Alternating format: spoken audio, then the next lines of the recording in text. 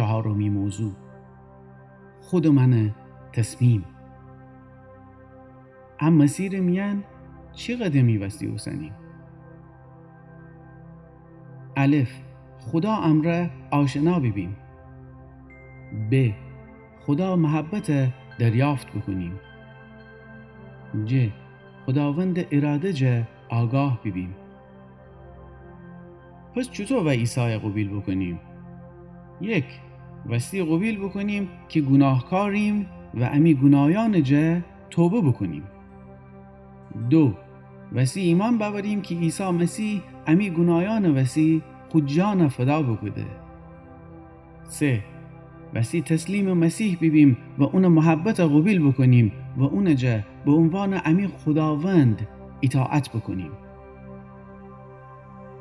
بخشش الهی: وقتی که عیسی مسیح ایمان آوریمی، خدا خوب فیض و لطف امره امی گناهان بخشه. و از این تنیمی خدا امره رابطه پیرزکی بداریم. هن یعنی انکه خدا رای نجات امره آماده کده. حسد قبول کدن و نکدن ار رابطه بستگی به امی تصمیم داره. انجیل یوحنا باب 1 آیه 12 فرمایه: اما تمام کسانی که اونا قبول بکدیدی احق فده که خدا زکم ببید، یعنی هر کسی که به اون نام ایمان باوره.